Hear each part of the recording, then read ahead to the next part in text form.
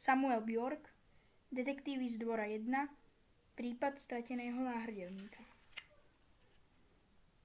1. Práve som vyšiel na dvor, keď ku mne dobehol Párok. Arianova mama ide do basy. Čo to trepeš? Žartuješ? Nevedel som vlastným ušiam. Nie, naozaj, vyhlásil Párok a zalapal po dychu. Včera večer tu boli poliši. Prosím, začudoval som sa.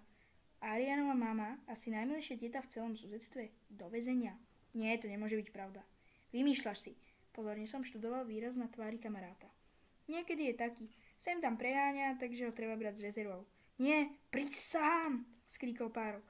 Vraj ukradla Perlový náhrdelník a teraz ju fízli vzali. So sebou. To hádam nie, hlesol som a pozrel som na Arianov byt.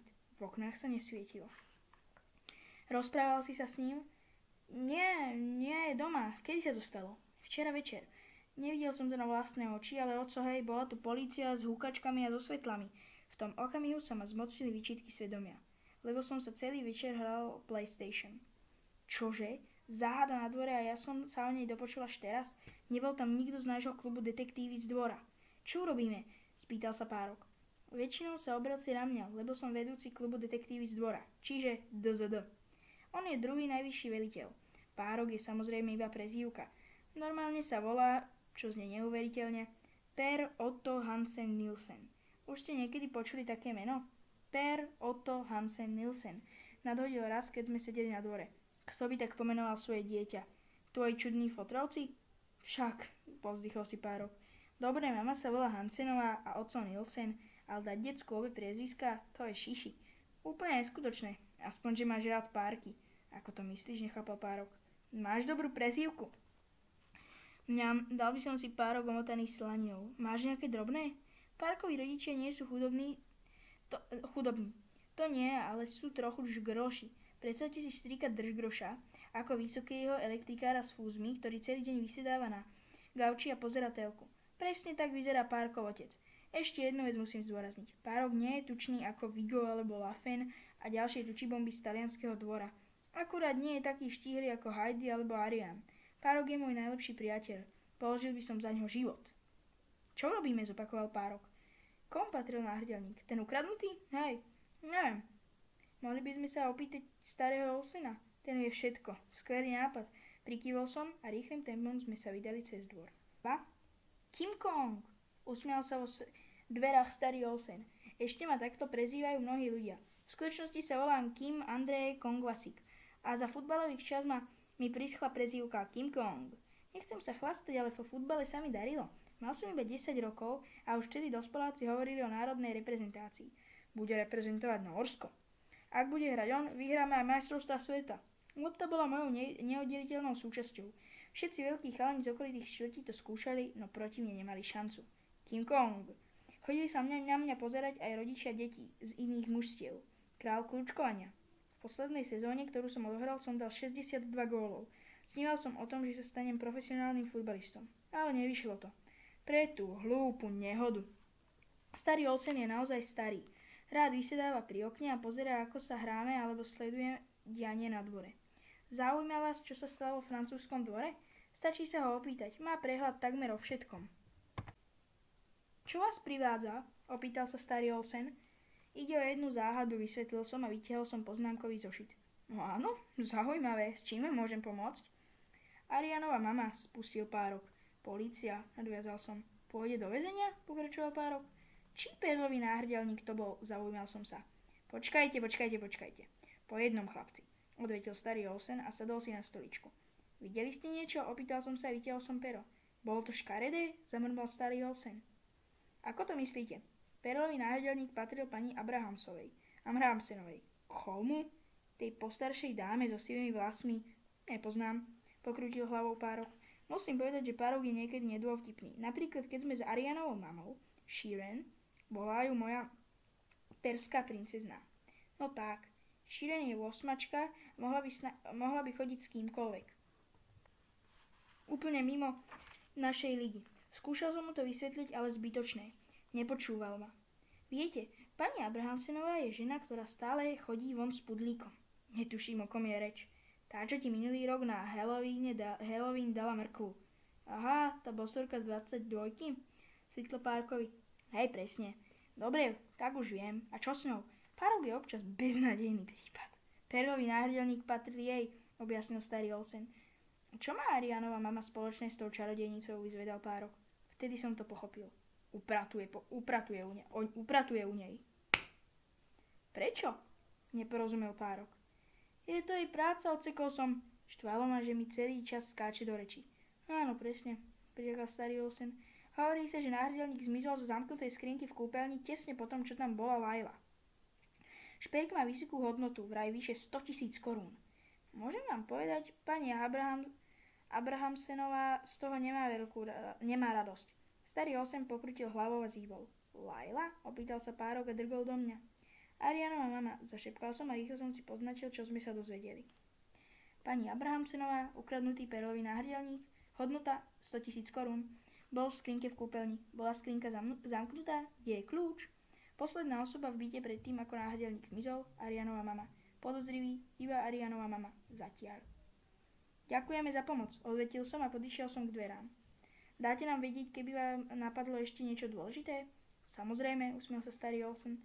Vyšli sme na dvor, zastali sme a vymenili sme si pohľady. Nevyzerá to ružovo. Možno je Arianova mama predsa len vinná, zamrval Párok. V nejakom prípade, vyhlásil som. V tom k nám pribehla Heidi. 3. Počuli ste o tom? Prehovorila Heidi. Áno, prikyvol som. Nie je to pravda však. Arianova mama a zlodejka. Ona, taká príjemná pani? To isté som hovorila ja. Pritakal Párok a pozrel na mňa. Pochopil som, čo tým naznačuje a kývol som hlavou. Počúvaj, Heidi, musíme sa ťa niečo opýtať, povedal som tajomne. Čo také? Dlho sme sa rozprávali o tom, že by sme v klube mali mať nejaké dievča. Je to veľmi tajné, upozornil Párok vážne. Super tajné, zdôraznil som. Nikdy to nesmieš nikomu prezradiť, kládol jej na srdce Párok. Ani živej duši, Heidi. Sľubuješ? Spýtal sa Párok. O čom to hovoríte? Nechápala Heidi a už horila od zvedavosti. Založili sme taký klub, povedal som vážne. Budeme riešiť záhady z tohoto dvora, doplnil Párok. Chceš sa k nám pridať? Zašepkal som. Heidi na nás pozrela s veľkými očami a potom sa usmiela od ucha k uchu. Detektívny klub? Áno. Chcela by si sa pridať? V tom okamihu som zadržal dých a nervózne som čakal, čo odpovie. Jasné, máte nejaký názov? Usmiela sa Heidi. Detektívy z dvora, vyhlásil Párok slávnostne. Detektívy z dvora, zopakovala Heidi pomaly, ako by to musela spracovať. Páči sa ti to? Paráda, zasmiela sa. Ukážeme jej našu ústredňu? Spýtal sa ma Párok nadšene. Dobrý nápad. Odvetil som a vytiahol som kľúče od povaly. 4. Musíme sa poponáhľať. Nemáme času na zvýš, vyhlásil som, keď sme dorazili do ústredne. Skutočný zlodej môže byť kdekoľvek. Možno práve opustil krajinu a zdrhol napríklad do Bulďarska, prikývol Párok. Bulďarsko podľa mňa nie je krajina, prehodila Heidi a sadla si na zelený gauč pod oknom. Nie? Začudoval sa Párok. Existuje Bulharsko a Maďarsko. Nepoplietol si to náhodou? Heidi má svetlé vlasy a zelené oči a je neuveriteľne inteligentná. Možno najbystrejšia z celej triedy. Všetci, teda Heidi, Párok, Arian a ja, chodíme do tej istej triedy. Do 6. B v Vileborskej škole. Na Heidi ústredňa skutočne zapôsobila. To stará mama navrhla, aby sme používali povalu, kde sa kedysi sušila bielizeň. Predtým sme sa stretávali na rôznych miestach. Najprv dole u Párka, ale tam sa nedalo sústrediť, lebo Párok má 5-ročného brata. Volá sa Tom Roger a prezývam ho jednoducho požiarnické auto. Tom Roger nikdy nesedí na zadku. Celý čas pobehuje po byte, vrieska a pripomína hučiacu sirénu.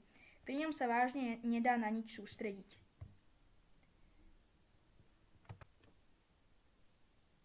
Párok navrhol, aby sme zasadali v klubovni. Je to malá budova uprostred dvora, ktorú obyvatelia môžu používať pri rozmanitých príležitostiach. Napríklad na oslavy narodenín alebo sledovanie futbalových zápasov na veľkej obrazovke.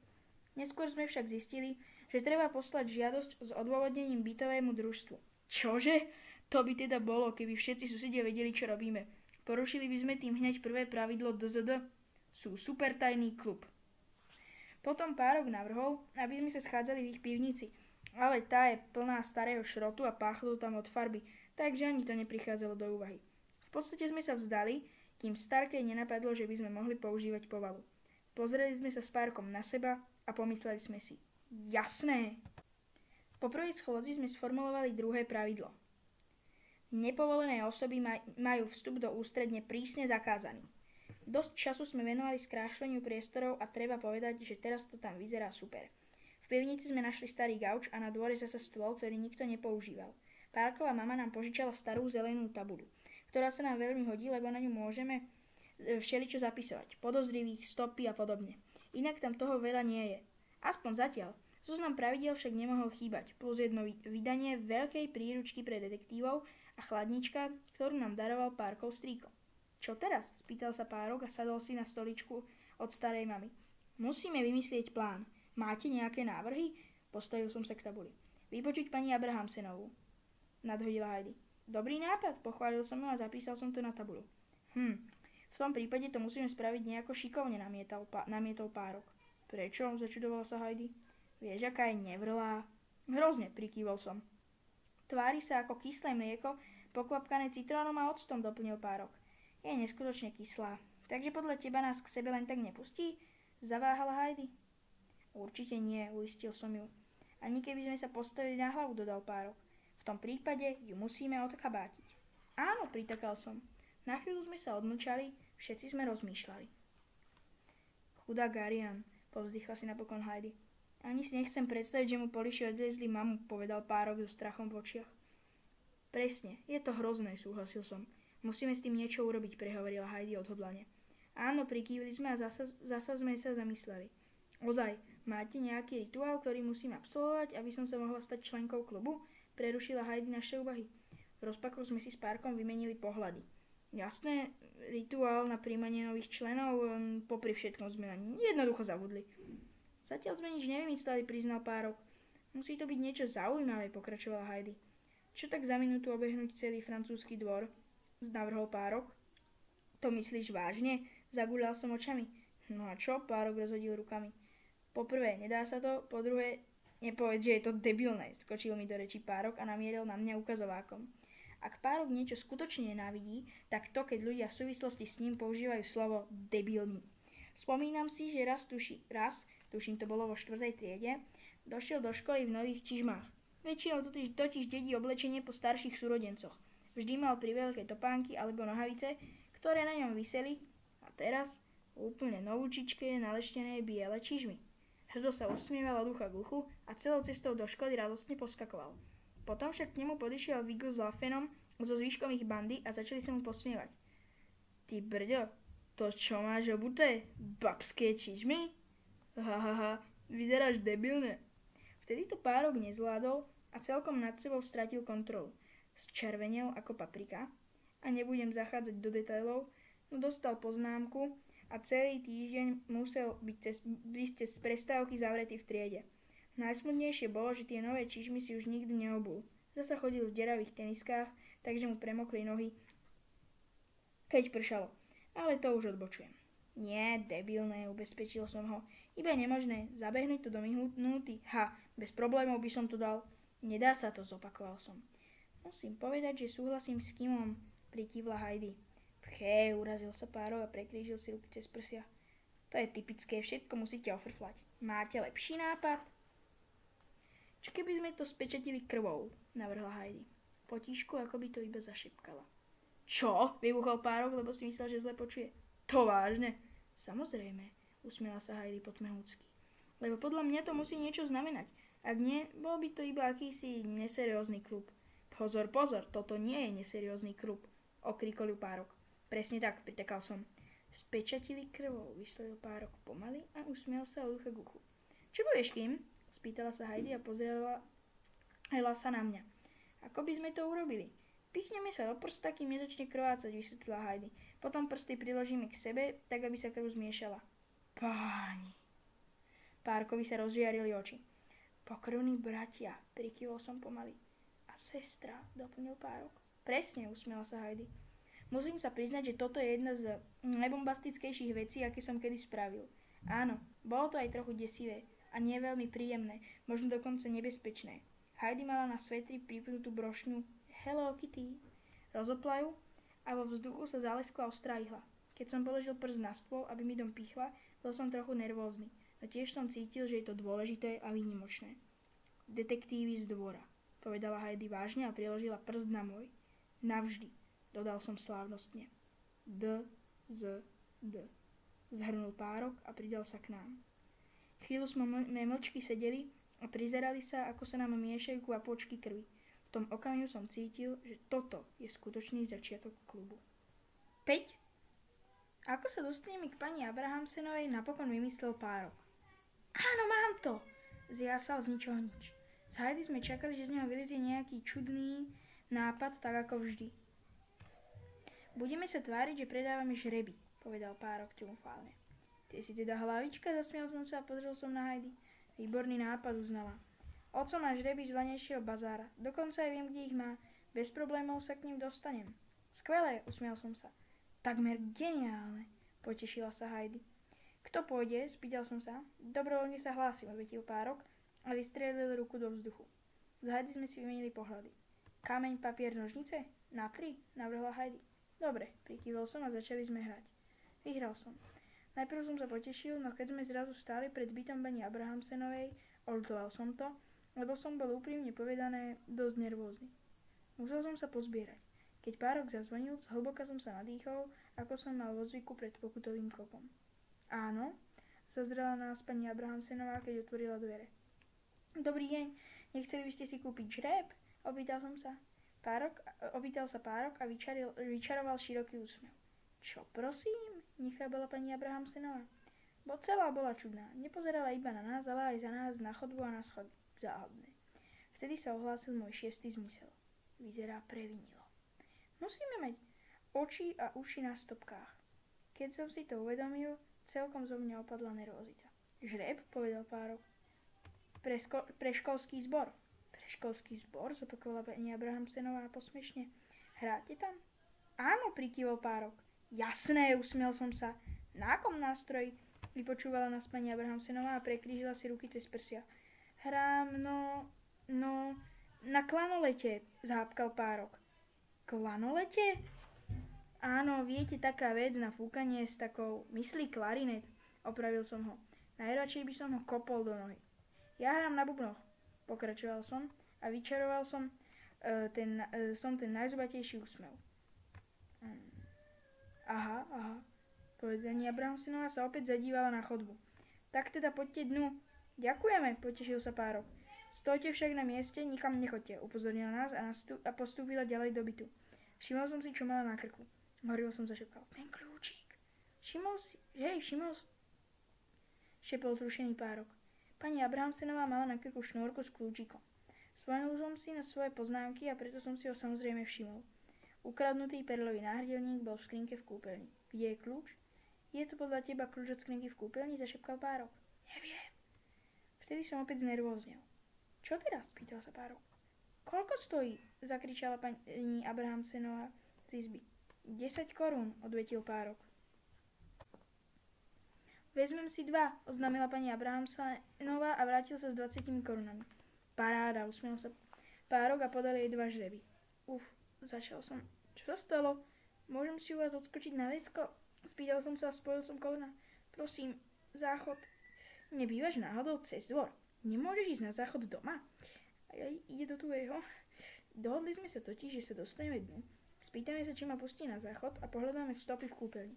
Teraz to však vyzeralo, že z plánu nič nebude. Nie, ja musím hneď, zahápkal som a pritisol som si kolena k sebe tak tesne, ako sa len dalo. Určite môžeš ísť na záchod doma, nemáš tu ďaleko. Lenže on vybuchol, rýchle vymyslel Párok. Váš záchod vybuchol? Nevedela pani Abrahamsenová. Chcel tým povedať, že je pokazený a je tam inštalatér, doplnil som. Áno, presne tak som to myslel, prikývol Párok. Pani Abrahamsenová si nás skepticky premerala. Po niekoľkých sekundách našťastie potriasla hlavou a kývla na dvere so srdiečkom. Tam je záchod, ale ponáhľaj sa. Nebudem tu postávať celý deň. Bude to bleskovka? Usmiel som sa a prešiel som na toaletu, kde som sa zamkol.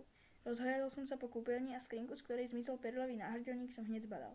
Cítil som sa trochu ako zlodejíček. Nemal som na výber. Išlo o veľa. V rýchlosti som sa pokúsil skrinku otvoriť. Bola zamknutá. Potom som si dôkladne prezrel kľúčovú dierku a čo som nezbadal. Presne mi do nej zapadol kľúč, ktorý visel na krku pani Abrahamsenovej.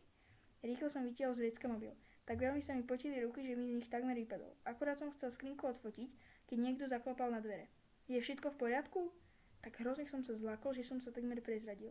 Spoza dverí sa ozval vysoký ostrý hlas a na dvere dopadla hrubá päsť. Haló! Nie. Pani Abrahamsenová sa mi zdala podozieravá. Prekúkla nás. Hotovo, vykrikol som a spláchol som, aby si myslela, že som použil záchod. Bol som trochu nešikovný, no konečne sa mi podarilo spraviť fotku mobilom. Dôkaz číslo 1. Skrinka v kúpeľni. Áno. Strčil som mobil do vrecka a tváril som sa, že si umývam ruky. Potom som si začal pískať a vyšiel som. Pískať, najmä nenápadne. Iba som súrne potreboval ísť na vecko. Tralala, nikto si nič neodfotil. Tu si, zahúkla pani Abrahamsenová na mosúreň a pokrútila hlavou. Ďakujeme za príspevok, dodal sa Párok. Cestou k vchodovým dverám na mne žmurkol. Vyzeral nadmieru spokojne. Čo spravil? Na aký účel vyberáte peniaze? Zaujímala sa pani Abrahamsenová. Aké peniaze? Nechápal Párok. Zážreby. Predaj žebov, jasné. Ideme na výlet, usmiel som sa. Presne tak, do Legolandu. Do Legolandu. Chcel povedať do Dramenu. Pôjdeme tam na jeseň, spresnil som. Pani Abrahamsenová za nami už chcela zavrieť dvere, keď mi v hlave skršol nápad. Mohli by sme si vás odfotiť? Odfotiť? Na čo? Do školských novín. Nie, ďakujem, také hlúposti ma nezaujímajú. Milí susedia podporujú žiakov. Uvažoval som, že by sme to napísali tak, aby všetci vedeli, akí milí ľudia žijú vo francúzskom dvore. Že všetci podporujú žiakov. Milí susedia, pani Abrahamsenová sa narovnala a napravila si vlasy. Áno, napríklad vy. Och, tak dobre, pokriala. Vytiahol som mobil a cvákol som ju. Dôkaz číslo 2. Kľúčik na krku. Ďakujeme veľmi pekne, v novinách to bude vyzerať skvele. To dúfam. Napíšete tam milá susedka, však? Áno, uistil som ju. Ešte raz ďakujeme, uklonil sa Párok. Potom sme ako neviniatka vyšli na chodbu. 6. V tú noc som nedokázal zaspať. Srdce mi búšilo pod tričkom a nechcelo sa upokojiť. Rozmýšľal som nad detektívmi z dvora. Nad tým, ako Heidi vstúpila do klubu, nad tým, ako Arianova mama musela ísť do väzenia. A celkovo nad tým, že máme prvý prípad, prvú skutočnú záhadu. Potom som si spomenul na nehodu. Bolo to hlúpe, ale niekedy si nedokázal pomôcť. Stalo sa to raz v útorok, no veľmi si z toho nepamätám. To málo, čo viem, mi porozprávali ľudia, ktorí to videli na vlastné oči. Bol som dohodnutý s Párkom a Arianom, že sa po škole stretneme v parku v Horšove a zahráme si futbal, ako sme mali vo zvyku. Práve som sa navečeral, nepamätám si, čo som jedol, určite nejakú kašu alebo guláš, lebo to stará mama varievala najčastejšie. Keď som schádzal po schodoch, netužil som, že niečo sa stane, že ma zrazí auto. Človek o takýchto príhodách počul, to áno, v telke či v škole o ľuďoch, ktorým sa stala nehoda. Ale ani vo sne by mi nebolo napadlo, že by sa to mohlo stať mne. S odstupom času som vlastne rád, že si to až tak nepamätám, lebo to bolo hrozné. Párok stal najbližšie a tak veľmi sa zlakol, že mu vraj prestalo byť srdce. S loptou pod pazuchou som vyšiel spoza rohu z oblúkovej brány na Krepsovú ulicu. Ako vždy, aj teraz som mal hlavu v oblakoch. Už si nespomínam, nad čím som rozmýšľal, iste to nejako súviselo s futbalom. Možno som myslel na súťaž v pokutových kopoch. Keď som okabátil brankára, aby sa hodil do strany, zatiaľ čo ja som pokojne kopol loptu do brány. Určite to bolo čosi také. Poslednú spomienku mám na to, ako Párok na opačnej strane cesty poskakoval s rukami nad hlavou. Nespomínam si na auto, ktoré do mňa narazilo, ale na ľudí okolo, ktorí revali. Skrátka úplná tma. Nespomínam si, ako prišla sanitka. Nespomínam si, ako ma operovali, respektíve áno, teda nie. Vlastne nič si nepamätám. Spomínam si však, ako som sa zobudil v nemocnici. Bola pri mne stará mama aj mama, čo ma trochu prekvapilo, lebo pôvodne ani nemala byť v Nórsku. Neskôr som zistil, že prerušila turné a priletela z Madridu, keď sa dozvedela, že ležím v kóme. Vraj som mal šťastie, mohlo sa to skončiť oveľa horšie. Prežil som a o pár mesiacov bolo všetko ako predtým. Teda takmer všetko. Dal som sa do poriadku okrem jednej veci. Nemohol som behávať. Nech som sa akokoľvek snažil, nedalo sa to. Po nehode som navštívil mnoho ich lekárov, no vždy sme dostali tú istú odpoveď. Koleno je poškodené, chlapec už žiaľ nikdy nebude hrať futbal. Často som sa zamýšľal nad tým, či má život nejaký zmysel.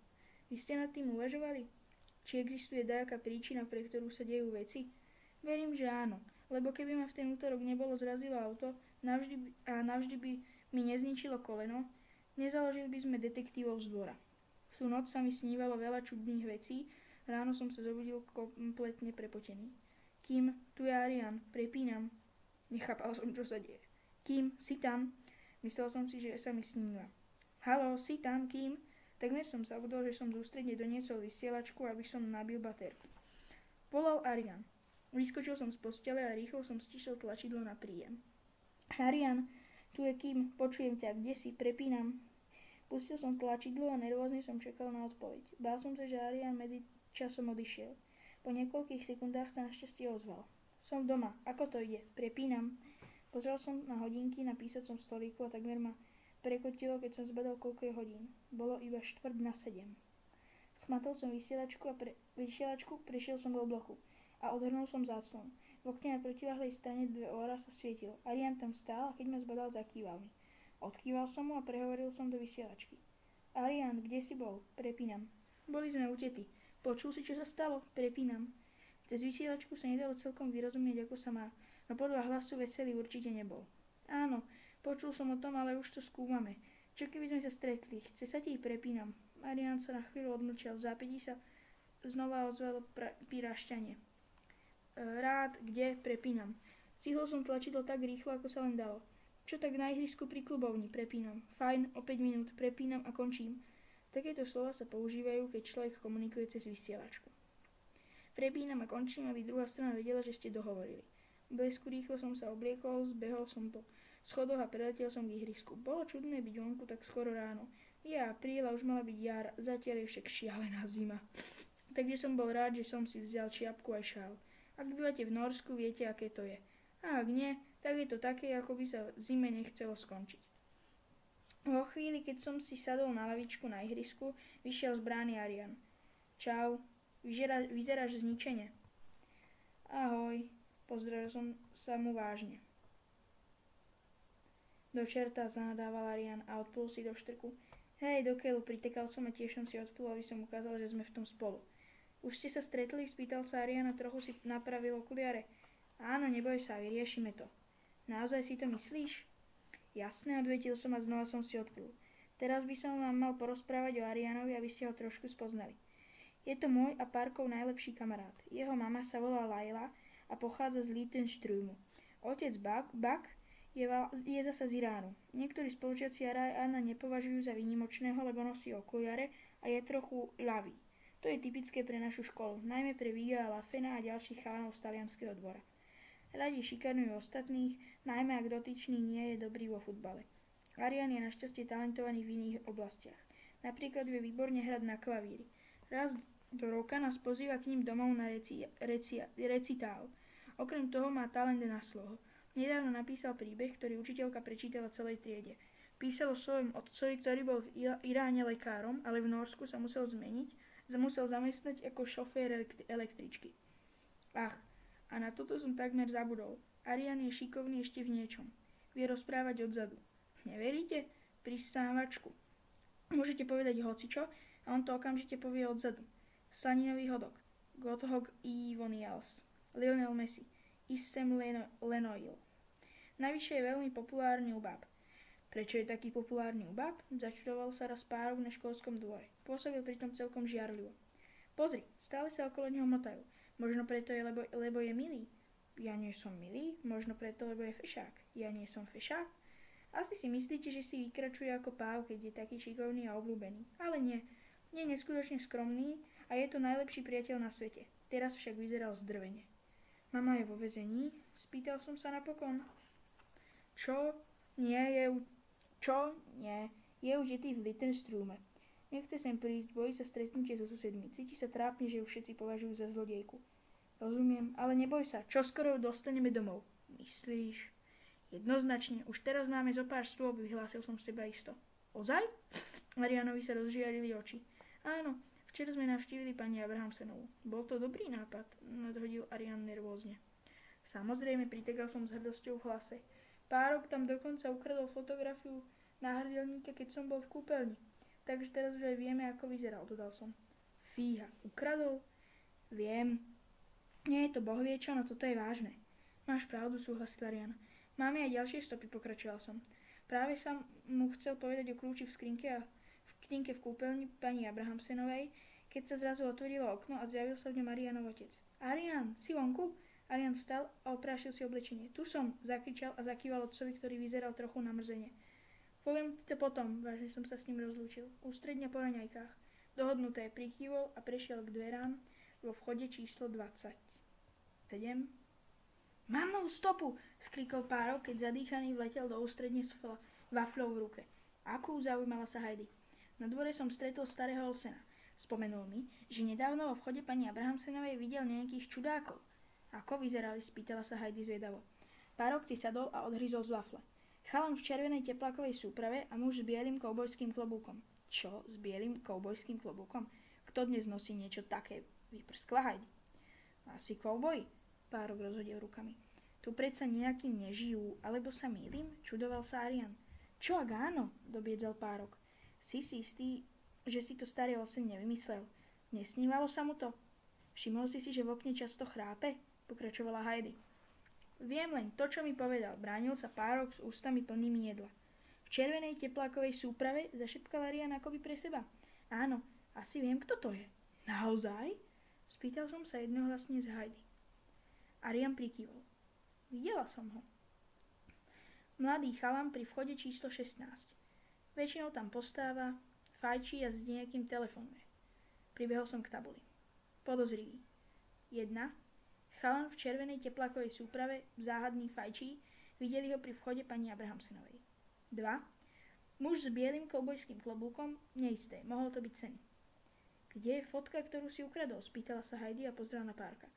Párok prehotol zvyšok wafle. Vytiahol fotografiu z bundy a dal ju kolovať. Fíha, vzdychol Arian. Vyzerá nesmierne draho, prikývla Heidi. Teraz sa však musíme sústrediť na kľúč. Na aký kľúč, nechápal Arian. Takže, odkašľal som si. Perlový náhrdelník bol zamknutý v skrinke v kúpeľni. Pokračoval som a ukázal som všetkým snímku z kúpeľne pani Abrahamsenovej. Pozrite sa sem, vytiahol som druhú fotografiu. Bola to fotka kľúčika, ktorý jej visel na krku. Aha, vyzerá, že akurát pasuje do kľúčovej dierky, zvolala Heidi. Presne tak, zatváril som sa triumfálne. Niečo tu nesedí. Čo tým chceš povedať, začudoval sa Arian. To ona ukradla náhrdelník? Zhýkol Párok. Môže to tak pôsobiť. Prečo? Párok bol v šoku. Na jeho otázku som nemal odpoveď. Napísal som ju na tabulu. Pani Abrahamsenová. Kľúčik, ktorý nosí na krku, sa hodí do kľúčovej dierky. Brala náhrdelník? Prečo? Poslednú otázku som podčiarkol. Musela ho vziať ona. Odomkla skrinku a vybrala ho.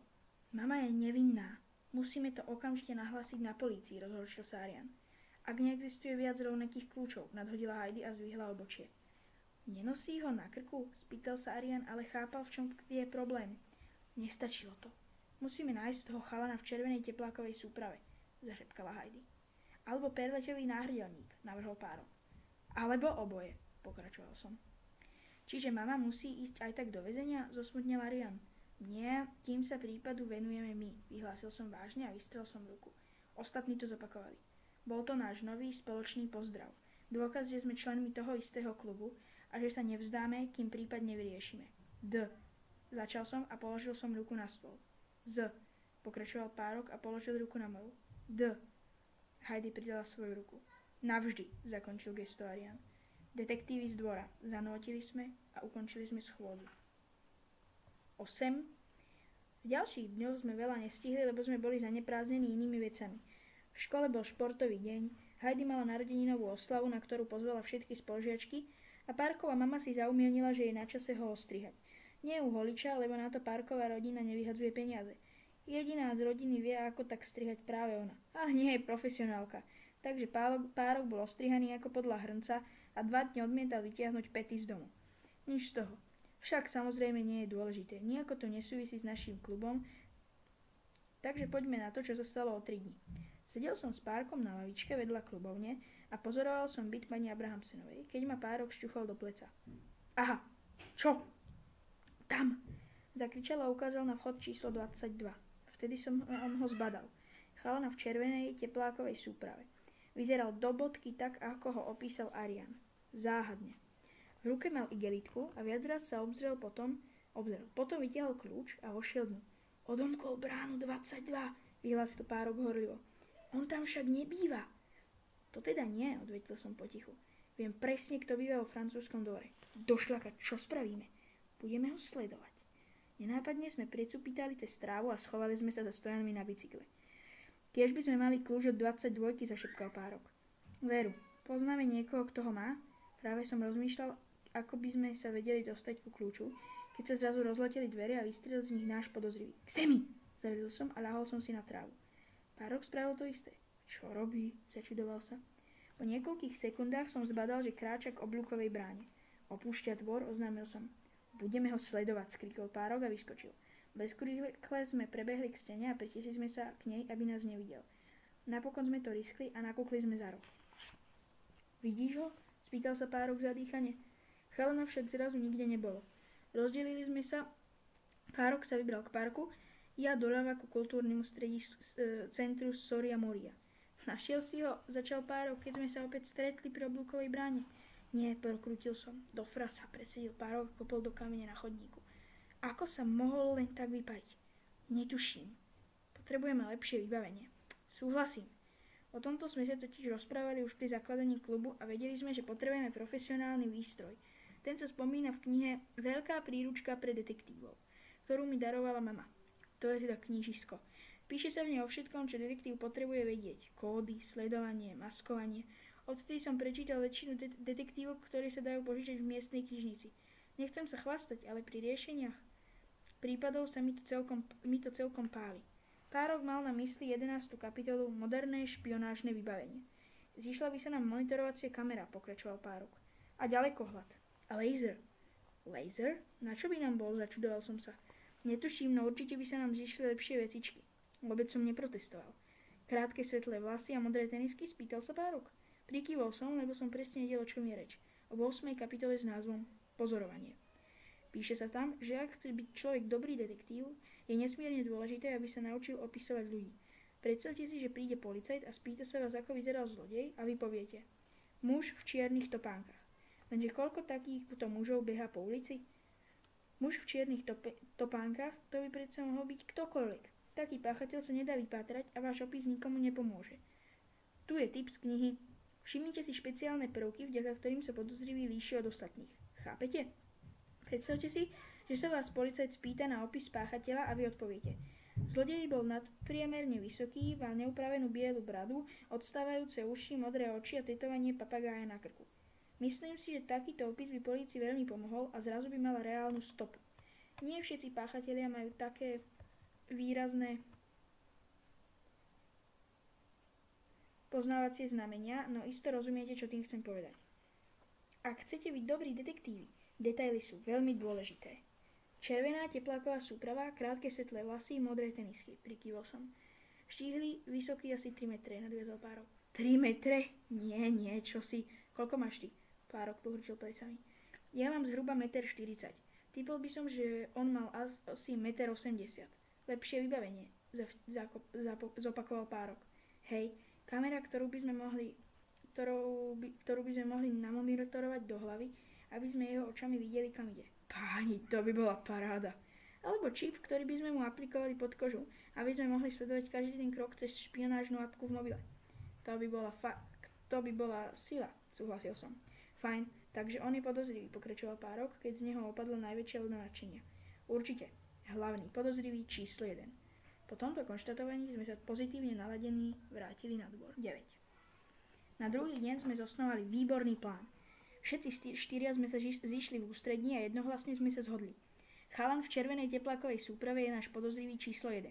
A keď sa na budúce ukáže, ani náhodou sa nemôže len tak prepadnúť pod zem. Francúzsky dvor má 3 vchody. Najväčší je pri Bíčej fontáne. Potom je oblúková brána, ktorá ústí na Kresbovú ulicu a nakoniec tzv. Tunel. Úzky vchod, ktorý pripomína tunel. Chodíme ním na futbalové ihrisko alebo do potravín. Takže 3 vchody. Každý môže strážiť jeden a jeden z nás môže mať prestávku. Dobrý nápad však, navrhla Heidi a kývla na kresbu na tabuli. Skvelý, prikývol som. Navrhujem, aby každý strážil pol hodinu a potom sa vymeníme. Súhlasíte? Prečo? Nechápal Arian. Lebo inak by to vyzeralo podozrivo, osvetlila Heidi. Ak by si hodinu stál v oblúkovej bráne, dobrá poznámka. Párok bude v oblúkovej bráne. Arian si vezme tunel a Kim fontánu. Potom sa vymeníme. Ja pôjdem k fontáne, Kim do tunela a Arian k oblúkovej bráne, navrhla Heidi. Ja sa zatiaľ napríklad najem, prikývol Párok. Presne tak. Potom po takej pol hodine sa zase vymeníme. Tak budeme mať celý čas pod kontrolou všetky 3 vchody. Ak sa vráti, neujde nám. Heidi sa usmiela a sadla si na gauč. Úžasné, pochválil som ju. Čo však spravíme, ak príde? Pípol Arian. Keď príde, opravil ho Párok z istotou v hlase? No áno, čo vtedy urobíme? Budeme ho samozrejme sledovať. To je predsa hlavná myšlienka plánu. Teraz musíme použiť všetky triky, ktoré sme sa naučili. Ostatní pochopiteľne vedeli, kam tým mierim. 7. kapitola veľkej príručky pre detektívov. Sledovanie podozrivého. Dávajte pozor, aby vás podozrivá osoba nezbadala. Nezabudnite, že prenasledovaná osoba vás môže vidieť v odraze, napríklad vo výklade či v spätnom zrkadle. Dodržiavajte bezpečnú vzdialenosť. Nevzdialte sa tak ďaleko, aby vám prenasledovaný zmizol z dohľadu. Spolupracujte s ďalšími, mente pozície, aby bol k podozrivej osobe najbližšie vždy niekto iný. Zníži sa tým riziko, že si vás podozrivá osoba všimne. Dúfal som, že si to stihneme nacvičiť, ale nemali sme na to žiaľ dosť času. Nič sa s tým nedalo robiť. Chalan v červenej teplákovej súprave behal po vonku a nemali sme ani sekundu času na zvyš. Inak, Párok mal pravdu, pokračoval Arian a vložil ruku do vrecka bundy. Vážne? Sheeran chce vstúpiť do klubu, vyletel z Párka. Čo? Začudoval som sa. Čože? Pridal sa Arian. Nie. No nie, odvetil Arian. Hovoril si, že ak mama upratovala u pani Abrahamsenovej, mohla by mať kľúč od jej bytu. Jaj? Toto máš na mysli? Párok vyzeral takmer sklamane. Pozrite, usmiel sa Arian a z vrieska bundy vytiahol kľúč. Od brány 22, žasla Heidi. Arian hrdo prikývol. Super, potišil som sa. Teraz ho môžeme sledovať, ak by znova vošiel do 22. Môžeme ho sledovať kamkoľvek. Máme plán, povedal Párok. Chalan v červenej teplákovej súprave, náš hlavný podozrivý, prehovoril som slávnostne. Krátke svetlé háro, modré tenisky, zhruba 1,80 m. Fajčiar. Často nosí igelitku a vyzerá veľmi záhadne. Rozumieme? Všetci prikývli. Dobre, tak ideme rovno na to, usmiela sa Heidi. Jasné, skríkol Párok. Ja som pripravený, pridal sa Arian a usmiel sa. Teraz sa nás len tak nestrasie, zastrajal sa Párok. V zápätí sme sa vykradli na schodisko a obsadili sme dohodnuté pozície. 10. Kim, tu je Párok, prepínam. Párok, tu Kim, videl si niečo? Prepínam. Kim tu Párok, akurát prešiel okolo autobus 20, prepínam. Pustil som tlačidlo na vysielačke a jemne som pokrutil hlavou. Typický Párok. Boli sme vonku asi 3 hodiny. Išiel zošaliť od nudy. Teraz bol práve pri fontáne. Párok, tu Kim, nemusíš mi hovoriť o všetkom, čo vidíš, chápeš? Prepínam. Ako to myslíš? Prepínam. Párok, tu Kim, videl si podozrivého? Prepínam. Nie, ani nikoho podobného. Myslíš si, že sa nám iba prišiel? Prepínam. Čo? Prepínam. Chcem tým povedať, že či sa nám o ňom iba nesnívalo, keď nechodí. Prepínam. Alebo že možno ani neexistuje. Možno iba v komiksoch. Prepínam. Párok, tu Kim, vzdychol som si. Čo to hovoríš? Veď sme ho videli obaja, či nie? Červená tepláková súprava, aj starý Olsen ho videl. Pozbieraj sa. Čo sa deje? Prepínam. Párok sa na chvíľu odmlčal, no potom to vo vysielačke opäť zaprašťalo. Kým tu Párok? Dosť sa nudím a treba mi ísť na liecko. Kedy sa budeme konečne striedať? Prepínam. Párok, tu Kým, pozrel som na hodinky. Do striedania ostáva 20 minút, prepínam. Vysielačka stíchla. Sem tam ma Párok rozčulil, lebo sa nevie sústrediť, ale nikdy sa na neho nedokážem dlho hnevať. Je totiž najlepší kamarát na svete. Kým som bol kapitánom klubu Skiet G10, Párok bol brankár. Viete, čo spravil, keď som musel skončiť s futbalom? Lebo som už nemohol behať? Skončil aj on. V ten istý deň, vážne. Keď ma Vigo s Lafenom začali prezývať Chrontoš, nastrkovali mi nohu, aby som sa potkol a posmievali sa mi cestou do školy, lebo som nemohol chodiť ako ostatní, nadvihol Lafena do vzduchu a strčil mu hlavu pod tečúcu fontánu, kým nezačali jačať o odpustenie. Podotýkam, že Lafen nie je krpec, je nabúchaný, trénuje karate, takže to nie je len tak. Vydržím to, povedal Párok odhodlane. Dobre, prepínam a končím. V tom okamihu sa vo vysielačke ozval nervózny Arian. Kim? Tu Arian. Ach! Čo sa deje, Arian? Prepínam. Je tu, vydýchol Arian. Chalan v červenej teplákovej súprave? Prepínam. Áno. Vyšiel zo 16. Vchádza do tunela. Bol som taký vzrušený, že som zabudol, ako sa hovorí do vysielačky, iba som stlačil gombík a skríkol. Heidi, Párok, počuli ste to? Ste tam? Haló, prepínam. Arian videl podozrivého. Ste tam? Po niekoľkých dlhých sekundách sa konečne ozvali. Tu Heidi, počula som. Tu Párok, ja ho dokonca vidím. Budeme ho sledovať, ako sme sa dohodli. Cez tunel, dobre? Prepínam. Ani som nečakal na odpoveď, iba som s búšiacim srdcom prebehol cez dvor až k Arianovmu stanovišťu. V poslednej sekunde som zbadal červenú teplákovú súpravu. Chalan vyšiel z tunela a podozrievavo sa rozhľadol. V zápätí vykročil k futbalovému ihrisku. 11. Čo teraz? Zašepkala Heidi, keď sme sa s neznámym chalanom vkradli do potravín. Detaily, odvetil som a skryl som sa za fľaškami sladených nápojov. Pozrieme sa, čo si kupuje. Párok s Arianom čakali pred odchodom, ja som bol s Heidi vnútri. Tak znel náš plán. Neprezradiť sa. Vnútri? Dostaneme ho my. Vonku? Dostanú ho oni. V tom okamihu sa mi nechcelo veriť, že detektívy z dvora fungujú iba tak krátko. Veď sme boli úplní profesionáli. Ako by sme sa tomu venovali odjak živa. Kým? Upozornila ma Heidi a poklepala ma po pleci. Čo? Ide k pokladnici. Čo máme? Zamrval som a nenápadne som za ňou vykrčil okolo plienok a dojčenských výživ. Kúpil smotanu, konštatovala Heidi a nazrela do poznámok. Potom sme sa prešmykli okolo sladkosti a schovali sme sa za regálom čipsov. Rybie fašírky, prehodil som po pohľade do svojich poznámok. Mačací piesok, pokračovala Heidi a vystrčila hlavu.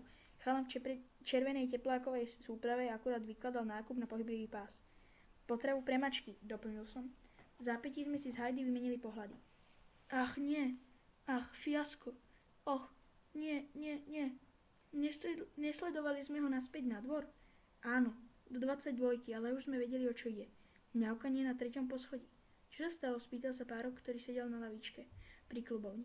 Mačka, povedal som a pokrútil som hlavou. Ako to myslíš, nechápal Párok.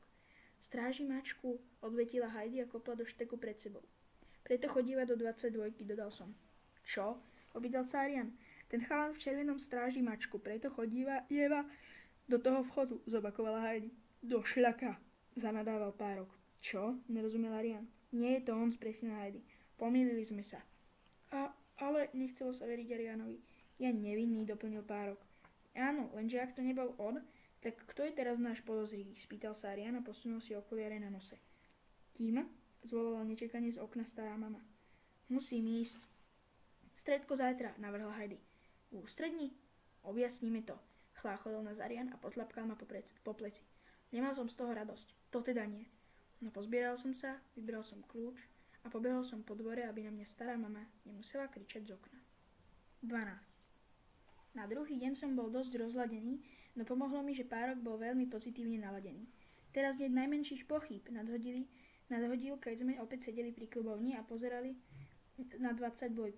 O čom? Chalana v červenom sme vyčerpli zo zoznamu podozrivých, takže teraz všetky stopy vedú k pani Abrahamsenovej. Myslíš? Prečo nie? Na krku mala kľúčik, ktorý presne pasoval do kľúčovej dierky. Hej, ale čo ak je ich viac? Čo ak existuje prístroj, ktorý premieňa vodu na kolo? Zatiaľ sme nič také nevideli. Musel som sa zasmiať. Znelo to trochu hlúpo, no mal pravdu. Jediný kľúčik od skrinky, ktorý sme videli, visel na krku pani Abrahamsenovej. Máš pravdu, povedal som. Lenže ako ju vypočujeme? Ak je nevinná, aj tak bude klamať. Pravdepodobne. Potrebujeme silnejšie prostriedky. V zápäti na mňa Šibalský pozrel. Nechceš povedať, že? Začal som. Áno, presne to chcem povedať, uškrnul sa. Tvoj strýko? Áno, toto je núdzová situácia. Potrebujeme poriadne vybavenie na sledovanie a špionáž. Veď nemáme peniaze, namietol som. To niečo vymyslíme, uzavrel Párok a poskočil od vzrušenia. Typický Párok. Niečo vymyslíme väčšinou znamenalo, že niečo vymyslím ja. No teraz mi to vôbec nepálilo. Nápad bol samozrejme dobrý. Párkov strýko je totiž vedúcim predajne s rozličným tovarom. Och, to vám je obchod. Predávajú tam všetko od vymyslu sveta, pre deti aj pre dospelých. Autíčka či lietadlá na diaľkové ovládanie, roboty, ktoré dokážu strieľať z hľuku, skrátka veci, o ktorých sa človeku ani nesníva. Majú najmä celé oddelenie zamerané na špionáž. Pre nás to bolo absolútne dokonalé, ale malo to háčik. Nemáme ani cent. Mám síce úspory v banke, mama mi však povedala, že sa ich nesmiem dotknúť, kým nedovrším 18. rok. Alebo kým nebudem platiť za strojček. Myslím si, že to bude musieť počkať, lebo mám celkom rovné zuby. Mama je slávna huslistka, preto bývam so starkou. Mama tu býva tiež, ale takmer stále je preč. Koncertuje po celom svete a hrala v najznámejších koncertných sálach. Treba povedať, že som na ňu hrdý. Je možné, že má trochu výčitky svedomia, keď toľko nie je doma. Preto mi sem tam vloží naučiť nejaké peniaze. Áno, je to fajn, no keby som ich aspoň mohol použiť. keď ich potrebujem. Napríklad teraz. Čakať do 18, veď to musím vydržať 100 rokov. Trochu ma to štvalo, keď sme stáli pred obchodom a obzerali všetky úžasné vecičky vo výklade. Čo spravíme? Spýtal som sa nervózne. Skúsime šťastie, konštatoval Párok a vhúpol do obchodu. Pozrime sa, usmial sa Párkov strýko. Koho to tu máme? Párka a Kim Konga, najlepšieho futbalistu na svete? Párkov strýko vyšiel spoza pultu a rozhodil rukami. Ako sa máte, chlapci? Máme hroznú krízu, začal Párok a postavil sa doprostred predajne. Riešime vážny prípad a potrebujeme najlepšie špionážne vybavenie na svete. Problém je, že si ho nemôžeme dovoliť. Áno, usmiel sa strýko. Otvorili ste detektívnu kanceláriu? Hej, odpovedal Párok, dospel a dal si ruky v bok. Voláme sa detektívy z dvora. Je to tajné, takže o tom nemôžeme nikomu povedať. Chápem. A teraz potrebujete vybavenie. Najlepšie, aké existuje. Na monitorovanie, odpočúvanie a špionáž. Nemáte však peniaze. Ani korunu, odvetil Párok, ktorý stal uprostred obchodu. V tom ma osvietil.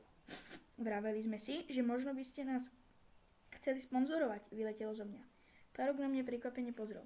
Sponzorovať? Opýtal sa strýko. Áno, hej, chápeš, tak, pokračoval Párok. Napríklad vždy, keď vyriešime prípad a budú nás spomínať v telke alebo v novinách, dodal som rýchlo, povieme, že by sme to nedokázali bez tejto predajne a budeme ju menovať. Sponzorovať detektívnu kanceláriu, zopakoval strýko a poškriaval sa na hlave. To vôbec nie je zlý nápad. Naozaj, neveril som. Naozaj, prikyvol strýko, je to skvelá reklama pre predajňu. Však, zasmial sa Párok. Strýko sa vytrdil do zadnej miestnosti a vrátil sa so škatulou, ktorú položil na pult. Chalani, odtiaľto si zoberte, čo chcete. Sú to minuloročné modely, ktoré aj tak nepredám, lebo ich nik nechce. Potom na nás žmurkol a strčil ruku do škatule. Čo tak, pero? Pero? Spýtal sa Párok a pokrčil nosom. Strýko sa k nám naklonil a zašepkal. Samozrejme, to nie je obyčajné pero. Má vstavanú kameru a mikrofón. Dajte ho do miestnosti a budete vidieť aj počuť všetko, čo sa v nej deje. Úžasné, zhýkol Párok a zrazu vyzeral, ako by mu niekto ponúkol prácu v továrni na výrobu čokolády. A čo tieto okuliare? Usmiel sa strýko. Slnečné okuliare? Opýtal som sa. To nie sú bežné slnečné okuliare. Majú zrkadielko, takže človek cez ne vidí, či ho niekto sleduje. Človek vidí dozadu? S Párkom sme si vymenili fascinované pohľady. Páni, to vám boli vecičky. Neverili sme vlastným očiam. Čo tak toto? Pozrel na nás strýko a vytiahol predmet, ktorý vyzeral ako megafón kombinovaný s vesmírnou loďou. Čo to je? Zaujímal som sa. Toto je, moji drahí priatelia, DM2000, povedal strýko. DM2000, zopakoval Párok. Čo to dokáže? Chcel som vedieť. Je to mikrofón na dlhé vzdialenosti, ktorý umožňuje odpočúvať rozhovory vo veľkej diaľke. Stačí ho nasmerovať ako pištoľ, nasadiť si slúchadlá a je to. Boli sme uveličení. To všetko je pre nás? Žasol Párok. Pre detektívov z dvora. Teraz som oficiálnym sponzorom však, usmiel sa strýko a podal nám ruku. Samozrejme, prikývol som tak horilo, že mi takmer odpadla hlava. Páni moji, uškrnul sa Párok, ktorý nedokázal zamaskovať radosť. Vyšli sme z obchodu a neveriacky sme na seba zízali. Je toto vôbec možné? Nechápal Párok.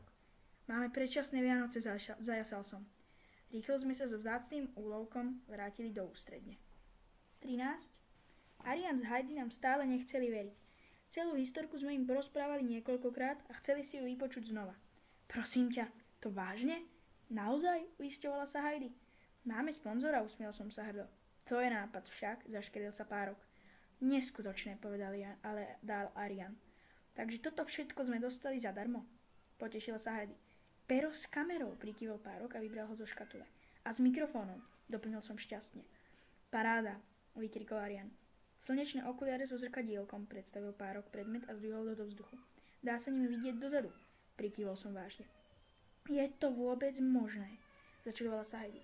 DM2000, pokračoval Párok a zo škatule opatrne nadvihol dlhý mikrofón, ako by bol zo zlata. Namier ho na ľudí, ktorí sa rozprávajú a budeš ich počuť. Aj vo vzdialenosti niekoľko stoviek metrov, objasnil som. Fantastické, zviskli Arian s Heidi jednohlasne. Aký je teda nový plán? Spýtala sa Heidi napokon. Potrebujeme umiestniť pero v jej byte, odvetil Párok. Aby sme ju mohli odpočúvať, dokončil som. Ako to spravíme, zaujímal sa Arian. Pozrel som sa na Párka, ktorý mi opätoval pohľad. Hovorili sme si, že by bolo najlepšie, keby si to urobil ty. Ja? Prečo práve ja? Bránil sa Arian. Boli príliš nápadné, keby sme išli my dvaja. Dnes sme tam už predsa boli, dodal Párok. Čo ak ma prichytí príčine? Arian sa horúčkavito rozhliadol po miestnosti. To je riziko, ktoré musíme podstúpiť, pokrčil plesaný Párok. Rýchlo som ho kopol do nohy a prísne som na ňo zazrel. Chcel som povedať, že sa určite nič nestane, upokojil ho Párok. Budeme strážiť, nič si nevšimne. Môžem to spraviť aj ja? Navrhla Heidi a vstala. Všetci traja sme si vymenili pohľady. Na Párka to zapôsobilo.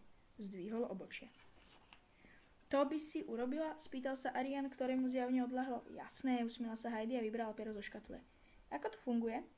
Stlačíš gombík na vrchu a zapne sa, inštruoval ju Párok. Nič viac robiť nemusíš. Takto budeme všetko vidieť a počuť. Cez čo? Cez toto? Odvetil som pohotovo a v zápätí som vybral tablet. Otvoril som program a položil som tablet doprostred stola, aby všetci videli na obrazovku. Vedie čierna, ozval sa Arian. Určite preto, lebo pero je ešte vypnuté, objasnil som a kývol som na Heidi. Heidi stlačila gombík a zrazu sa zapol obraz. Namierila pero na Párka, ktorého hlava sa z ničoho nič zjavila na obrazovke.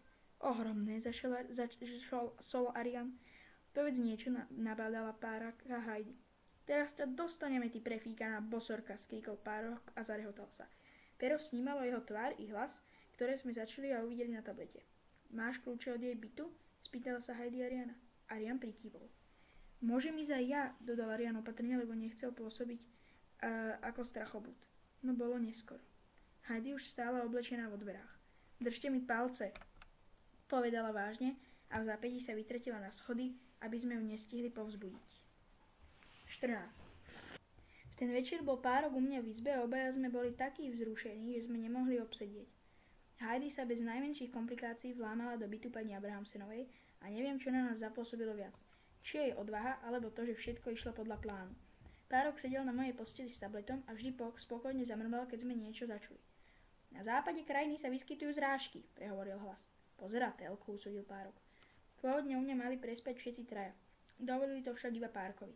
Arianov otec vie byť dosť prísny a Heidi musela strážiť mladšiu sestru. Hľadeli sme na okná bytu pani Abrahamsenovej na protiľahlej strane dvora a počúvali sme zvuky z jej bytu cez tablet. Ty brďo, znie to reálne, zasmial sa Párok v okamihu, keď televízny moderátor opäť prehovoril. Neuveriteľné. Nadviazal som a sedol som si čo najbližšie k nemu, aby som aj ja niečo počul. Škoda, že nič nevidíme, konštatoval Párok. Veru. Heidi umiestnila pero do kvetináča uprostred obývačky, ale zabudla ho otočiť, takže sme videli iba niečo zelené. Počuli sme však všetko, čo sa v izbe dialo, a to bolo najdôležitejšie. Na východe krajiny bude pekné počasie. Pri pobreží môže byť veterno. Párok sa usmiel a tlapol ma po pleci. Celkom dobre, však? Mega super, usmiel som sa. Ozaj, je to povolené? Čo? Odpočúvať niekoho bez toho, aby o tom dotyčne vedel. To mi úprimne povedané nenapadlo. Netuším. To je mi ukradnuté, odvetil Párok. Ak je podvodníčka, tak si to zaslúži. A ak je nevinná, nikomu nepovieme, že sme ju odpočúvali. Súhlasíš? Párok niekedy pôsobí ako jednoduchší človek. Inokedy zasa trafí kliniec po hlavičke. Napríklad vtedy, keď som chcel hrať futbal, hoci mi to už zakázal. Boli sme na futbalovom ihrisku s Vigom, Laffenom a ďalšími chalami z talianskeho dvora. Taliansko versus Francúzsko, alebo nemáte gule. Celý Vigo. Takto sa vyjadroval, lebo vedel, že sa nebojíme, no situácia sa zmenila. Vždy to tak bolo. Taliansky dvor proti francúzskému dvoru. Kto podľa vás za každým vyhral? Jasné, že my, francúzsky dvor. King Kong. Nikto ma nikdy nedobehol, či už to bol 7 alebo 8. Bol som rýchly ako strela. To sa však zmenilo. Prehrali sme 10-3 a ja som mal pocit, že je to moja chyba. Čo najrýchlejšie som odkrýval z ihriska a skryl som sa v tmavom tuneli. Najradšej by som sa bol prepadol do zeme, lebo som bol nahnevaný a smutný. Že mi neslúšia nohy ako zdravému človeku. Nebola to moja chyba. Či ja? Veď som bol iba obyčajný chalan, ktorý prechádzal cez cestu. Potom však došlo k incidentu s autom a už sa to nedalo zvrátiť. Po chvíli niekto vošiel do tunela a zrazu vedľa mňa stal Párok. Vyhrali sme milióny zápasov. Tento jeden im nechaj, prehovoril a chytil ma okolo pliec. Moja mama hovorí, že najdôležitejšie je to, čo má človek v hlave a v srdci. Nie je to, ako rýchlo beží. Párok často trepe, ale v krízových situáciách je to najlepší priateľ na svete. Čo si myslíš? Musíme si od niekoho vyžiadať povolenie na odpočúvanie? Prerušíme to? Vytrhol ma z myšlienok Párok. Nie, súhlasím s tebou, odvetil som a nastražil som uši, aby mi nič neušlo. Dosť dlho to bola nuda. Pani Abrahamsenová pozerala telku a v podstate to bolo podobné ako so starou mamou. Sledovali v televízii to isté. Najprv počasie, potom nejaký program o varení a napokon súťaž o najlepšieho tanečníka.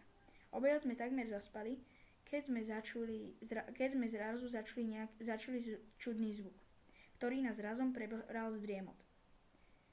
Zvoní jej mobil, skrikol Párok a vzrušene na mňa pozrel. Pritisli sme sa k tabletu a vtedy sme začuli jej kroky na dláške a hlas. Áno? Haló? Chyba, zasečal Párok a z ničoho nič. Aká? Zašepkal som. Či neodpočúvame aj jej mobil, lebo teraz nevieme, kto volá. Pst, napomenul som ho, keď pani Abrahamsenová niečo zopakovala. Bolo na čase, pokračovala na mrzenie. Všetko je pripravené, môžete po to ísť. Po to ísť? S Párkom sme si vymenili začudované pohľady. Hovorí nebodaj o perlovom náhľadníku? Pst. Znova som ho upozornil a dal som si tablet bližšie k uchu. Úschovňa batožiny na Oslo S. Pokračovala pani Abrahamsenová. Hej, mám číslo, áno, mám aj kód. Čo ste hovorili? Párok ma silno udral do pleca.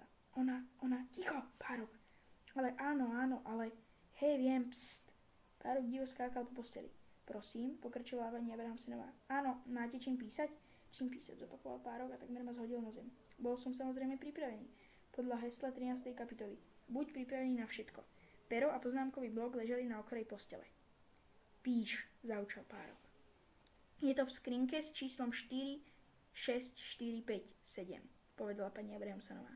Rýchlo som si to poznačil. Áno, pokračovala rozčúlenie. A kód je 91923469. Máte to zapísané? Párok sa takmer nedokázal ovládať. Zapísal si to? Počul si kód na Oslo? Kým píš, vyhrkol. Už sklapni, Párok. Píš kým? Ako mám písať, keď nepočujem, čo hovorí? Tak buď potichu. Ja mám byť potichu? Veď ty tu ulákaš. Čo? Spýtala sa pani Abrahamsenová v telefóne. Tak počúvajte. Číslo boxu je... Píš, nabádal ma Párok hrdlo. 46457. Máš to, dobiedzal Párok? Kód je... Pokračovala pani Abrahamsenová. Píš, zaučal Párok.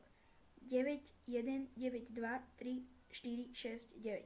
Máš to zapísané? Zakričal Párok. Zavolajte mi, keď to bude vybavené, zakončila telefonát pani Abrahamsenová. Párok vzdychol a pozrel na mňa. Neverili sme vlastným ušiam. Úschovňa batožiny na Oslo S, žasol Párok. Srdce pod pyžamom mi bylo ako divé. Ledva som dokázal odpovedať. Myslíš si, že sa rozprávali o perlovom náhľadníku? Zaujímal sa Párok. Že by ho tam schovala? Neviem, srdce mi stále búšilo. Existuje iba jeden spôsob, ako to môžeme zistiť. Vyhlásil Párok vážne. Musíme tam ísť. Čo tým chceš povedať? Spýtal som sa za dýchanie. Párok mi položil ruku na plece a vážne skonštatoval. Musíme ísť na Oslo S. 15. Ak nebývate v Olse, musím vám to rovno vysvetliť. Oslo S je hlavná stanica, cez ktorú prebiehajú všetky vlaky so zastávkou v Olse. Pohybujú sa tam čudní ľudia, typy, akých sa stará mama bojí. Vôbec to nie je miesto pre deti.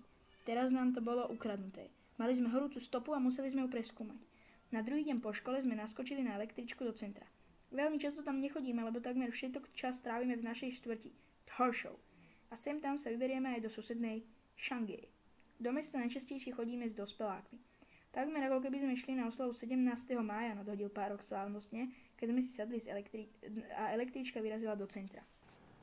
Každý rok 17. mája na štátny sviatok totiž kráčame v sprievode a mašírujeme aj pred kráľovským palácom, odkiaľ nám kýva kráľ. Preto to Párok spomenul. Väčšinou nevyzerá nervózne, no teraz som to na ňom videl. Ani mne nebolo všetko jedno. Veď sme mali vynikajúcu stopu. Aj Heidi sa spýtala rodičov a dovolili jej ísť. My s Párkom sme sa, aby som povedal pravdu, zabudli opýtať. To, že sme sa zabudli opýtať, ešte neznamená, že klameme, či áno? Uistil sa na dvore. Ja som uvažoval rovnako. Stará mama je fajn, ale nepotešila by sa, keby zistila, že ideme na Oslo S bez sprievodu dospelých. Arian mal hodinu klavíra, ktorá sa nedala zrušiť. Sme si s tým 100% istí? Spýtala sa Heidi. Hádam postý raz, odkedy sme jej povedali o odpočúvaní telefonátu. Nikdy predtým nevyzerala tak vzrušene. Tu mám kódy, odvetil som a kývol som na vrecko bundy, kam som schoval dôležitý lístok. No sme si istí, že sa rozprávali o tomto? Jasné, odpovedal Párok. 100%, pridal som sa. Jej, to je také vzrušujúce, zvolala Heidi. Opatrne som otvoril vrecko a podal som jej lístok s kódmi. Zabalil si všetko? Zašepkal Párok. Asi hej. Prikývol som a dotkol som sa ruksaka, ktorý som položil na zem medzi nohy. Musím povedať, že ak je vo veľkej príručke pre detektívov extrémne dôležitá kapitola, tak je to 13. Buďte pripravení na všetko, vždy majte so sebou všetko potrebné vybavenie. Viac raz sme si celý plán prešli v ústrední, dokonca sme spísali zoznam vecí, ktoré sme vyvesili na dvere. Baterka, vysielačka, rukavice, maskovanie, napríklad okuliare alebo zelená čiapka, lupa, pero a papier, občerstvenie. Heidi si prezrela lístok s kódmi a vrátila mi ho s vážnym prikývnutím hlavy. Električka mierila do centra, my sme stíchli, ako by sme tomu nemohli uveriť. Založili sme detektívny klub s cieľom riešiť prípady vo francúzskom dvore, ale nenapadlo nám, že hneď prvý bude taký vážny. Odpočúvanie, tajné telefonáty, záhadné kódy, úschovňa batožiny na OSS. Na hlavnej stanici sme vystúpili z električky a vybrali sme sa do hlavnej haly. Cítili sme sa ako vo sne alebo vo filme. Všetci sme mlčali, kým sme nezabadali dali tabuľku ukazujúcu cestu k úschovni batožiny. Ako to spravíme? Začal Párok nervózne, hoci sme plán niekoľko raz prebrali. My dvaja pôjdeme k boxom. Heidi bude strážiť vchod. A potom šmolil si Párok ruky, keď sme konečne dorazili na miesto. Pred nami svietila tabula s nápisom Úschovňa batožiny. Prvý raz od vystúpenia z električky som pocítil, že som sa hrozne spotil. Najvyššie sa mi hrozne triasli nohy. Heidi bude s vysielačkou strážiť vchod. My nájdeme správnu skrinku, vyberieme jej obsah a vypadneme odtiaľto. Dobre? Zašepkal som a snažil som sa zbierať. Dohodnuté, prikývli obaja. Pamätáš si tajný kód, keby si badala nejakých podozrivých ľudí? Spýtal som sa Heidi. Keby si zbadala nejakých podozrivých ľudí? Spýtal som sa Heidi. Jasné, učiteľ Isaksen. Kým budeme pokračovať, musíme to vysvetliť. Inšpirovala nás 12. kapitola Tajný jazyk. Vymyslite heslo, ktorému nebude rozumieť nik iný.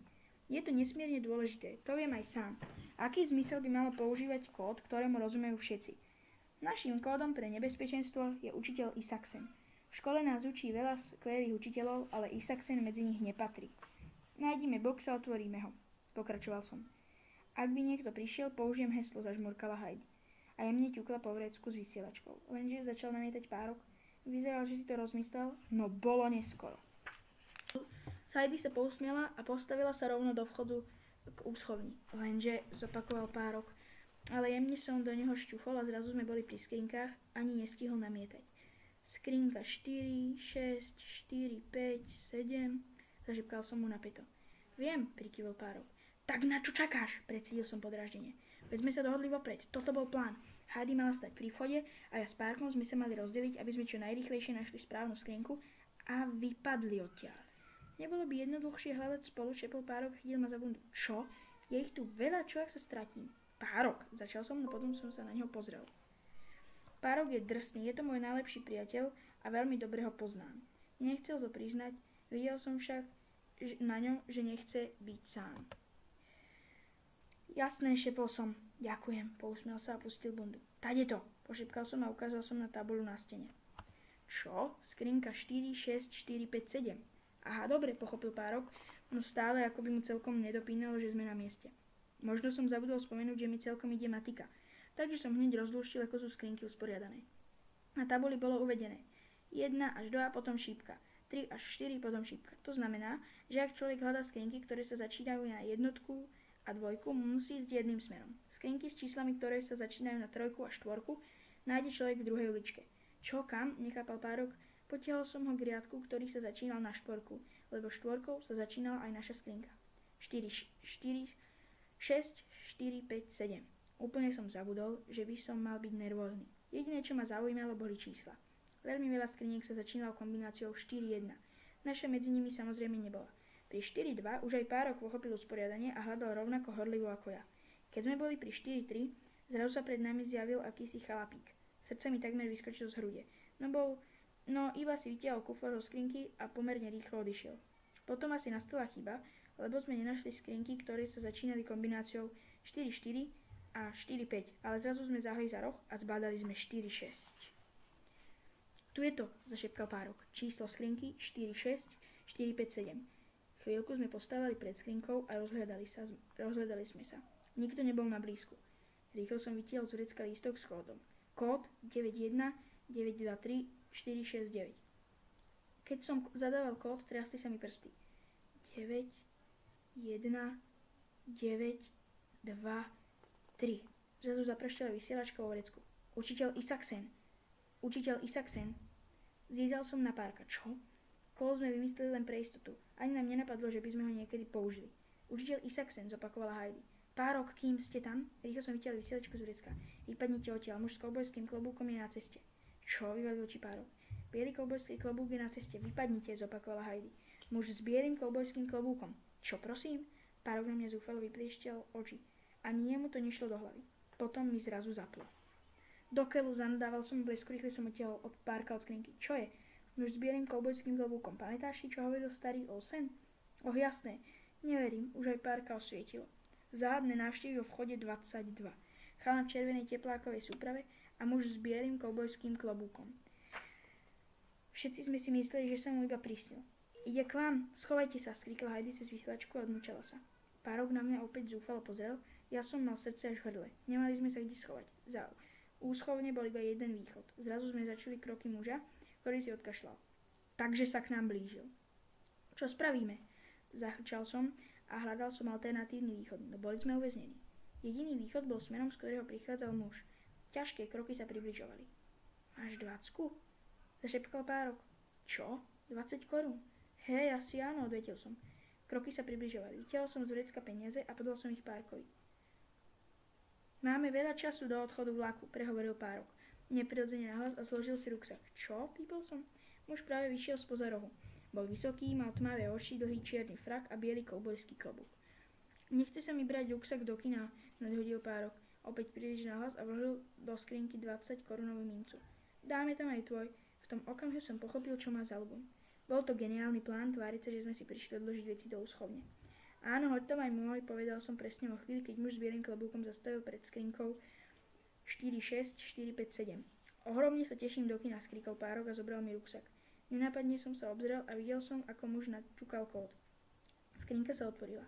Vybral jej obsah, rýchlo sa rozhľadol a zmizol tak rýchlo, ako prišiel. Párok, kým ste tam? Heidi, sme tu, odpovedal som rýchlo a vytiahol som ruksak z boxu. Zmizol, no niečo mi padlo z vrecka. Zistila som, kto to je. Prosím, začudoval som sa. Niečo mu vypadlo na zem. Už viem, kto to je, zopakovala Heidi. Neuveríte tomu, príďte za mnou. Už sme na ceste, vydýchol som a v zápätí sme s Párkom celý roztrasený vytackali cez labyrint skriniek k východu. 16. Keď sme večer sedeli v ústrední, boli sme v šoku. Dokonca aj Párok ani nemukol. Muž s bielým kovbojským klobúkom? Spýtal sa Arian horlivo, len čo sa vrátil z hodiny klavíra. Kto to bol? A čo ste spravili vy? Všetko sme mu už raz povedali, ale ani on tomu nechcel veriť. Mal problém obsedieť na stoličke, kuse sa hniezdil. Ako som hovorila, vypadlo mu toto, zopakovala Heidi a kývla na vizitku na stole. Určite je jeho, neveril Arian a znovu si prečítal meno. Halvard Holmvik, Zlatník. Nákupné centrum Sandaker Centeret, doplnil Párok a kývol na mňa. Takže muž s bielým kovbojským klobúkom je Zlatník v nákupnom centre, zopakoval Arian. Všetci sme dokázali prečítať slova na vizitke. Halvard Holmvik, Zlatník. No aj tak nám to nešlo do hlavy. Vôbec sme nechápali, ako to súvisí s naším prípadom. Čo to znamená? Opýtal sa Arian. Zlatník z nákupného centra, čo robil na Osloso, je spoluvinníkom? Musí byť, odvedil Párok zamyslene. To on telefonoval s pani Abrahamsenovou. A dostal od nej kódy, doplnil som. Presne tak, pokračoval Párok. Takže on je zlodej a pani Abrahamsenová je spoluvinníčka, začudoval sa Arian. Možno, odpovedala Heidi, ktorá sa predtým na chvíľu odmlčala. Čo? Zahúkli sme zborovo. No, nie som si tým istá, ale možno vyskočila z gauča a prešla k tabuli. Čo ak to súvisí s poistením? Prehovorila rázne a pozrela na nás. S poistením? Nechápal Párok. Ako husle tvojej mamy, Stradivárky. Spomínaš si, čo si mi o nich hovoril? Pokračovala Heidi. No áno, nechápal som, kam tým mieri. Mama má veľmi drahé husle, s ktorými koncertuje po celom svete. Je veľmi dôležité, aby jej nástroj vydával presne ten zvuk, ktorý má v sebe. Viem, že to znie čudne, ale presne toto hovorieva. Jej husle vyrobil muž menom Antonio Stradivari, ktorý pochádzal z Talianska. To je krajina, z ktorej sa k nám dostala pizza. Žil v 17. storočí a vyrábal najkvalitnejšie husle na svete. No stále som netušil, ako to súvisí so Zlatníkom Holomvíkom. Čo ak sa zničia? Spýtala sa Heidi a prešíbane sa usmiela. Ako to myslíš? Čo sa vtedy stane? Na chvíľu som sa zamyslel, potom mi to došlo. Aha, áno, presne tak, odvetil som potichu. Však. Čo? Nechápal Párok a sedol si na okraj gauča. Ak sa Kimovej mame pokazia husle, dostane nové, vysvetlila Heidi. Prosím, nerozumel Arian. Takto funguje poistenie. Stačí sa opýtať dospelých. Ak zhorí byt, ak sa pokazí auto, každý mesiac platia nejakú menšiu sumu a ak sa niečo stane, dostanú peniaze. No do keľu, pochopil som, že má pravdu. Však, zopakovala Heidi. Prosím, nechápal Arian. Ukradli šperk a tvárili sa, že zmizol. Však, pokračovala nadšene Heidi. Áno, teraz ho skúsia streliť u zlatníka Holomvika. Čo, hlesol Párok. Pani Abrahamsenová sa tvári, že náhrdelník jej ukradli, vysvetlila Heidi. Dobre, a čo? A dostane náhradu škody od poisťovne. Zaplatia jej hodnotu šperku, môže to byť 100 000 korún. Aha, odvetil Párok a poškrebal sa pod šiltovkou. No tak, nabadalo Heidi. Dostane 100 000 za šperk od poisťovne a zároveň ho predá u zlatníka Holomvika a dostane ďalších 100 000. Aha, povedal Párok opatrne, ale stále nechápal, ako to myslí. Povedzme, že máš helikoptéru na diaľkové ovládanie, vzdychla si Heidi. Je pokazená, namietal Párok. Povedzme, že by fungovala. Bola príliš lacná. To je celá mama. Radšej mala kúpiť drahšiu. Nemá zmysel zaplatiť menej, keď sa hneď pokazí. Však kým? Jaj, Párok, povedzme, že stále funguje. Heidi strácala nervy. Dobre. Mame by si povedal, že ju niekto ukradol. Dostal by som domáce väzenie. Ach jaj, Párok, odsekla Heidi. A potom by ti dala 100 na novú. Stála tuším 199. Ach, Párok, dobre, dostal by si 199 na novú od mami. Hej, ale pritom helikoptéra by nebola pokazená, predal by si ju Kimovi za rovnakú cenu. Čo by si potom mal? Párkovi to pomaly začínalo zapínať a usmial sa. Takže by som ju oklamal? Áno. Takže by som predal helikoptéru Kimovi, dostal by som od neho peniaze a okrem toho by som dostal novú od mami? Presne tak, prikývla Heidi. Iba že tu nehovoríme o malej sume. Hovoríme o 100 000 krát 2, teda o 200 000 korunách. Ani, lesol Párok. Chvíľu opäť vyzeral stratene. Ako by počítal, čo by si za toľko peňazí mohol kúpiť. Poistenie. Pokračoval som a kývol som na Heidi. Tvária sa, že náhrdelník niekto ukradol, aby zarobili kopu peňazí a pritom hodia vinu na Arianovú mamu, ktorá možno skončí vo väzení. To sú teda podliaci. Arian vypleštil oči. Tvária sa, že ho niekto ukradol a pritom ho chcú predať? A vy má mať peniaze od poisťovne. Čo si o tom myslíte? Zhrnula Heidi a prezerala si nás. Znie to reálne, uznal Párok. Ako inak by to mohlo byť? Odpovedal som. Podľa mňa nijako, prikývla Heidi. To sú teda sviniari, skríkol Arian a buchol rukami do stola, až nadskočil. Do očí sa mu tisli slzy. To bude dobré. Párok mu položil ruku na plece, aby ho upokojil. Chytíme ich, zakričal som. Ako? Prehovorila Heidi. V ústrední sa rozhostilo ticho. Musíme nájsť náhrdelník, odvetil Párok. Vymenil som si pohľad z Heidi. Či nie? Ak ho nenájdeme, dokážeme, že ho nikto neukradol, však? Jasné, prikývla Heidi. To je super nápad, Párok, uškrnul som sa. Dobre, ale ako to urobíme, ozval sa Arian. Potrebujeme geniálny, nepriestrelný plán, odpovedal som. Budeme nad ním rozmýšľať do zajtra, navrhla Heidi. Stretneme sa po škole, nadviazal som. Ostatní prikývli a položili sme ruky na stôl. 17. Neviem, ako sa mi to podarilo, no zrazu som presne vedel, ako to urobíme. Z ničoho nič ma osvietilo. Najradšej by som vykríkol od radosti, ale ovládol som sa. Lebo som sedel v triede. Hodina nemala konca. Nevedel som sa dočkať prestávky. Čo sa deje? Spýtal sa Párok, keď sa mi podarilo zvolať celý tým k plotu. Viem, ako to urobíme, odvetil som s úsmevom od ucha k uchu. Máš plán? Potešila sa Heidi. Áno, zrazu ma osvietilo. Tak hovor, vyzval ma Párok. Vieš, ako nájdeme perlový náhrdelník? Opýtal sa Arian a nervózne sa rozhľadol. Áno, teda aspoň mám nápad. Tak hovor, zopakoval Párok a pritísol sa bližšie k nám. V zápätí som im prezradil, čo mi napadlo. Všetci vytreštili oči. Lesol Párok. Si šialený, prehovoril Arian. Myslíš si, že to bude fungovať? Spýtala sa Heidi. Čo iné by sme mohli spraviť? Máte lepší nápad? Kamaráti si vymenili pohľady a pokrútili hlavami. Takže to spravíme tak, ako som navrhol, opýtal som sa. V tom som s tebou, vyhlásil napokon Párok. Aj ja, odvetila Heidi rázne. Znie to veľmi nebezpečne, hlesol Arian. Pošleme ten list poštou? Spýtal sa Párok, keď sa trochu zamyslel. Nie, doručíme ho osobne. Zlatníkovi Holombikovi? Áno, to on má teraz náhrdelník však. Párok sa poškrebal na hlave. V poriadku, A ja idem do toho, no asi úplne nerozumiem celému plánu. Vzdychol som a znova som sa pustil do vysvetľovania. Napíšeme list akoby od pani Abrahamsenovej. Neviem presné znenie, ale niečo v tomto štýle. Pánu Halvardovi Holombikovi. Asi nás niekto odhalil. Dejú sa záhadné veci. Môj telefón odpočúvajú, takže som vás musela kontaktovať inak. Príďte zajtra o 19. k Bíčej fontáne.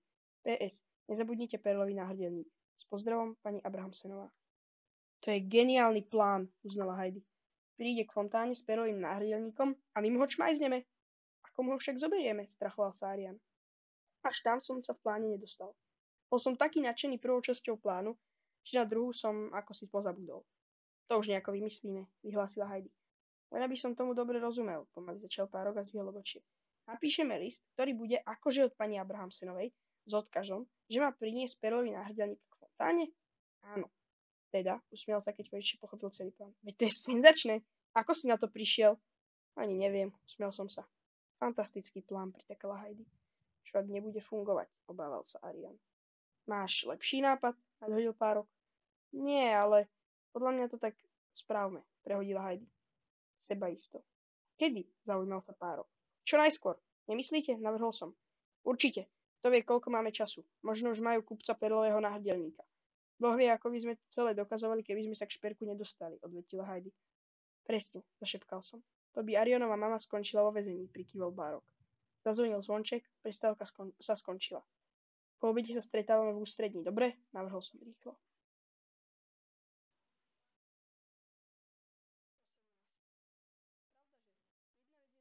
Geniálny plán, druhá je ho uskutočniť. To je oveľa ťažšie. Si pripravený? Zašepkal Párok. Asi hej. Čo? Nie, som pripravený. Musel som sa pozbierať. Máš list? Áno, odvedel som a buchol som sa po vrecku bundy. Tak ideme na to, žmurkol Párok a prvý vošiel posunými dverami do zlatníctva.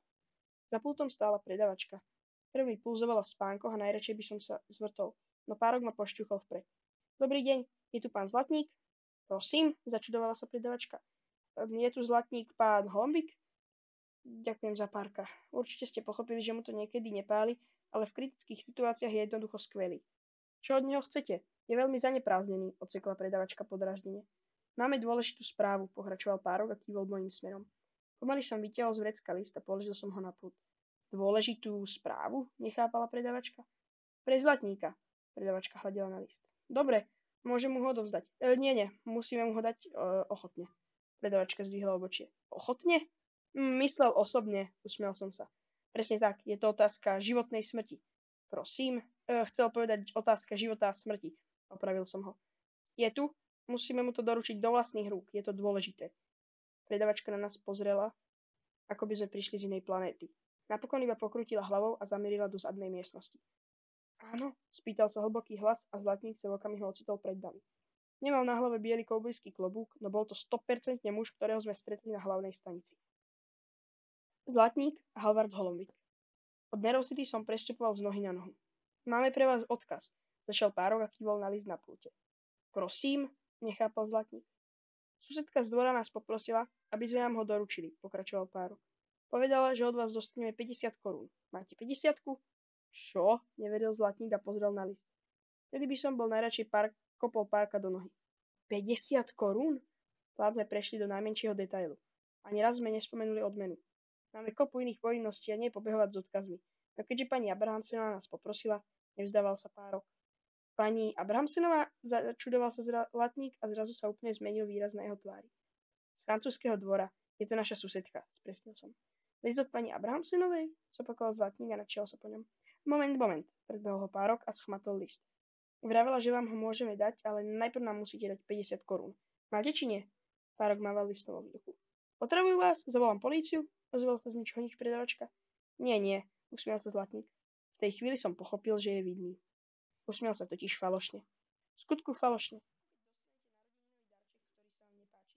Chceli ste niečo parádne, napríklad vzduchovku alebo PlayStation, ale dostali ste iba pančuchy alebo ponožky. Aj tak musíte poďakovať a usmiať sa však. Presne takýto úsmev to bol. Už nebolo najmenších pochýb o tom, že Zlatník Holombik je spoluvinník. 50 korún? Áno, odvedel Párok. Jasné, chalani, usmiel sa úlisne a na to vytiahol peňaženku. Ďakujeme, povedal Párok a zobral peniaze. Mali ste aj niečo odkázať naspäť? Spýtal sa Holombik, len čo dostal list do rúk. Čo? Nechápal Párok. Iba sme vám ho mali dať, odvetil som rýchlo a snažil som sa tváriť čo najhlúpejšie. Nie, nič nevieme, potvrdil Párok. Takže ste nemá, začal Zlatník, no medzičasom sme už boli vo dverách. Ďakujeme za peniaze, povedal Párok a vyšli sme von. Rozbehli sme sa, čo nám sily stačili. Po Vogicovej ulici okolo Hansenovej pekárne na Krepsovú ulicu. Zastavili sme sa až na dvore. Hahaha, rozosmial sa Párok, hoci mi nestačil dých. Si šialený, vzdychol som. 50 korún, zviskol Párok a nadvihol bankovku do vzduchu. Párok, veď na tomto sme sa nedohodli.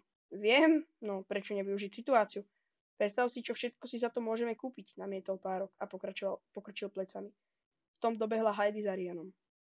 Ako to šlo? Zhotol to aj s navijakom. Nielen to, ešte nám aj zaplatil, zasmiel sa Párok a zamával 50-kou. Čo teraz? Spýtala sa Heidi. Uvidíme, či sedne na lep. Zajtra o 7 pri Bíčej fontáne, navrhla so zdvihnutým obočím Heidi. Zajtra o 7, áno? Sme zajedno v tom, že mu vezmeme perlový náhrdelník.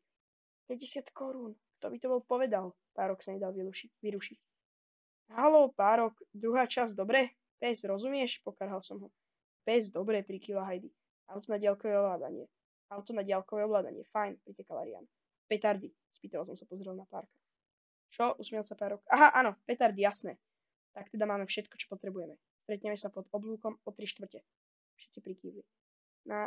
Vzadu sme nastražili. Mali sme plán. Ostávalo čakať.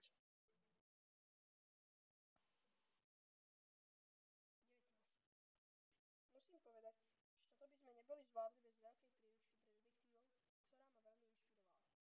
Konkrétne odsek o rozptýľovacích manévroch v 15. kapitole Tipy a triky. Druhá časť plánu sa týkala presne tohto. V knihe to vyzeralo bez problémov.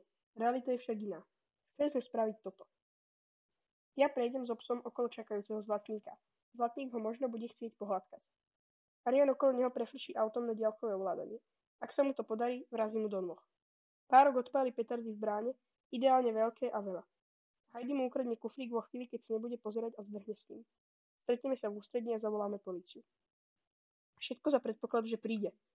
Tým sme si nemohli byť istí a spolu to tak ani nevyzeralo. 5 minút po 7 Zlatníka s bielým koubojským klobúkom nikde nebolo. Všetci sme sa poskrývali tak, aby sme videli Bíčiu fontánu a seba navzájom. Ja som stal v oblúkovej bráne s Trixie, so sučkou starého Olsena, ktorá nie a nie postať na mieste. Stále skackala, štekala a chcela utekať po paličku. Pri chvíli som mal chuť vzdať sa, no potom som zbadal známu postavu zakradať sa po ulici. Srdce mi vynechalo jeden úder. Bol to on. Okamžite som spoznal jeho biely koubojský klobúk. Nebolo pochýb o tom, že je to náš Zlatník. V ruke držal hnedý kufrík, v ktorom sa isto skrýval perlový náhrdelník. Prišiel, takže uveril nášmu listu. Keď sa mi konečne podarilo utišiť psa, srdce som mal až v hrdle. Červenú šiltovku som nadvihol tak vysoko do vzduchu, ako som to len dokázal. To bolo znamenie pre všetkých, že začíname. V zápätí som si ju nasadil na hlavu a vybral som sa k Trixie k fontáne. Bol som neuveriteľne nervózny. Okrem toho som to takmer pokašľal. Prísť tam so psom, veď ma už videl v zlatníctve a teraz ma mohol spoznať. Našťastie mi včas napadlo, že sa musím zamaskovať. Heidi mi dala veľký žltý sveter s vysokým golierom, za ktorý som sa mohol skryť. Párok mi zasa požičal veľké slnečné okuliare a k tomu všetkému som mal červenú šiltovku. Vyzeral som čudne, no to mi neprekážalo. Najpodstatnejšie bolo, aby ma nespoznal. Zlatník sa zastavil pri fontáne a pozrel sa na hodinky. Teraz alebo nikdy. Hlboko som sa nadýchol a spravil som niekoľko opatrných krokov. Trixie som ťahal za sebou. Zlatník sa nervózne rozhľadal po dvore. Ani sa mi nechcelo veriť, že sme ho nachytali. Bolo očividné, že čaká na pani Abrahamsenovú. Trala, la. Pomaly som k nemu pristúpil, tvaril som sa, ako by sa nič nedialo. Dobrý večer, pozdravil som a čupol som si, aby som pohľadkal Trixie. Spýtal sa Zlatník a zvláštne sa na mňa zadíval. Srdce mi opäť vynechalo úder, no zdalo sa, že ma nespoznal. Sme iba na prechádzke, prehodil som a ešte som sa k nemu priblížil. Trixie spokojne krútila chvostom a oňuchávala mu topánky. Zlatník na nás podráždene zazrel, najradšej by nás bol odkopol, ale v zápätí si to rozmyslel a pohľadkal Trixie. Určite nechcel vyzerať podozrivo. Nemohol som sa poriadne nadýchnuť. Kufrík položil na zem a začal škrapkať Trixie za ušami. Stále však hľadel na dvor. Rýchlo som posunul šilt dopredu. Toto bolo naše znamenie. Obrátiť šilt dopredu. Ideme na to. V tom k nám z ulice vyštartovalo auto na diaľkové ovládanie a vrazilo do nôh Zlatníka, ktorý sa zlakol a podskočil. Prepáčte, stratil som kontrolu, skríkol Arian a pribehol k nám. Potom začali strieľať delobuchy. Páni, boli také hlasné, až som sa zlakol, že sa zrúti celý dvor. Párok ešte dávnejšie objednal petardy zo Švédska, ale nepovedal mi, že ich tak počuť. Zlatník zízal okolo seba a ničomu nerozumel. Trixie štekala, Arian mu ešte raz vrazil do noh a spod brány stále rachotili petardy, ako by niekto odpálil všetky rakety na Silvestra naraz. Vtedy som zbadal Heidi. Nenápadne sa zakradala okolo fontány ako mačka, alebo ako zlodej v noci. Schmatla kufrík a zmizla tak rýchlo, ako prišla. Za niekoľko sekúnd bolo po všetkom. Prepáčte, usmiel sa Arian a zobral do rúk auto na diaľkové ovládanie. Poď, Trixie, potiaľ som sa k parku. V tom istom okamihu prestali trieskať petardy. Keď sa rozplynul dym, už nás nebolo. Neskutočné! Parádne! Plán vyšiel! Keď sme sa o chvíľu stretli v ústredí, išli sme vyskočiť z kože. Vymysleli sme odvážny plán a podarilo sa nám to. Je to vôbec možné? Zasmiel sa Arian a pokrutil hlavou. Poďme na to, zaškeril sa Párok a kývol na kufrík na stole. Mám ho otvoriť?